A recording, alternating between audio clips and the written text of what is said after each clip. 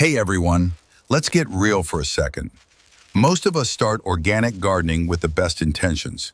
We toss all our kitchen scraps, tea bags, and coffee grounds directly under a plant or into a bin, hoping they'll magically turn into fertilizer. But a few weeks later, you're left with a slimy, stinking mess that's crawling with flies, while your plants look like they're actually struggling. What went wrong? The truth is, you're either starving or suffocating your soil microbes, the real workers that manufacture nutrients for your plants. To feed this workforce, you need to provide a balanced diet known as the C/N ratio, carbon to nitrogen.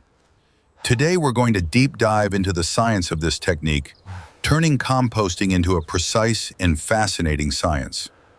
Part 1. The science behind the compost. Composting isn't just natural rotting.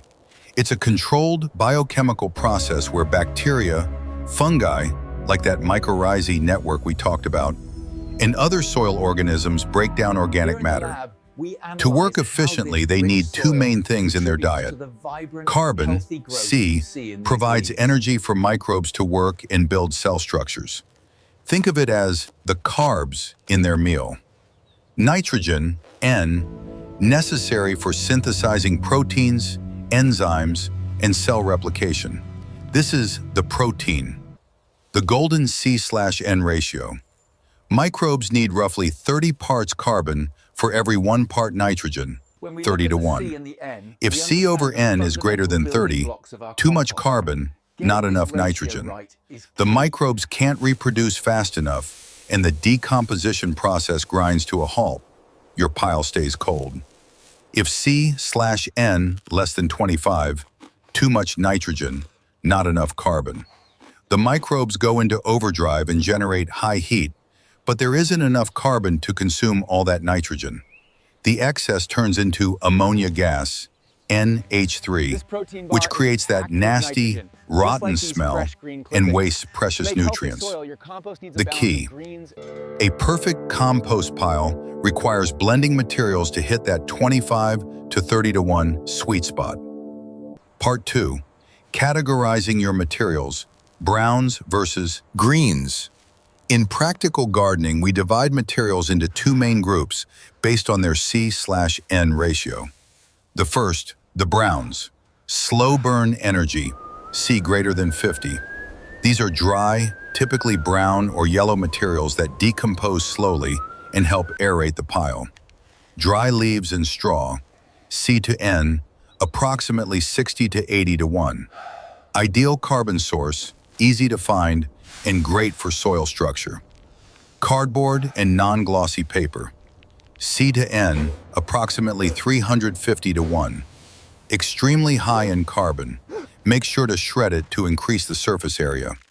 Sawdust and wood chips, C to N, approximately 400 to 500 to 1. Massive carbon hit. Warning: if you put raw sawdust directly in the soil, microbes will steal all the nitrogen from your plants to break down the wood, causing a severe nitrogen deficiency. The second, the greens, high-speed activators, C less than 30. These are fresh, moist, typically green materials that are protein-rich and decompose rapidly. Kitchen scraps, veggie peels, fruit waste, C over N, approximately 15 to 20 to 1. Your main household nitrogen source. Needs to be processed quickly to avoid odors. Coffee grounds, C to N, approximately 20 to 1. Don't let the color fool you. They are rich in nitrogen and trace elements. Earthworms love this stuff. Fresh grass and green prunings, C to N, approximately 15 to 25 to 1. High plant protein makes the pile heat up very fast. Eggshells, mostly calcium carbonate, CaCO3. While low in N, they are essential for neutralizing the acidity of kitchen waste. Part 3. The golden mix formula for your backyard. How do you mix this without a calculator? With a little scientific precision, you can use this volume-based empirical formula. This ensures your CN ratio stays in that safe 25 to 30 to 1 zone. The formula: 2 parts browns plus 1 part greens. Analyzing the golden mix illustration. The CN balance scale.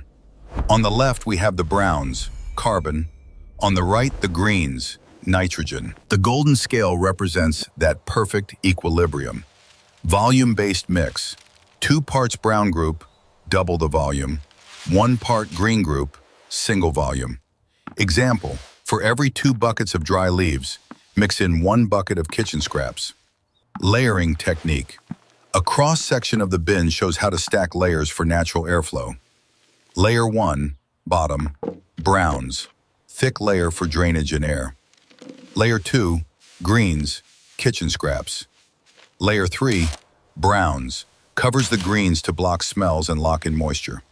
Repeat until the bin is full. 4 pro tips for success for the meticulous gardener. Particle size. Smaller is better. Chop up fruit peels and shred that cardboard.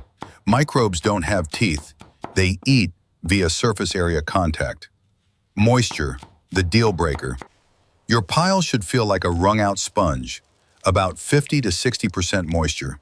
Too wet and it suffocates. Too dry and the microbes go dormant. Airflow. Microbes need oxygen, O2, to breathe. If the layers are too tight without brown spacers, like straw, the pile goes anaerobic and starts to stink. The jumpstart. To speed things up, add a handful of finished compost, some aged manure, or a splash of IMO, indigenous microorganisms, to the layers. Conclusion. Composting isn't hard. It's just a beautiful blend of basic science and careful practice. Once you master the C/N ratio, you aren't just reducing waste, you're creating black gold, a priceless resource for your garden, where soil life and mycorrhizae will absolutely thrive. Happy composting! Thanks for tuning in Grow Smart Garden channel. I'd love to hear about your composting journey in the comments below.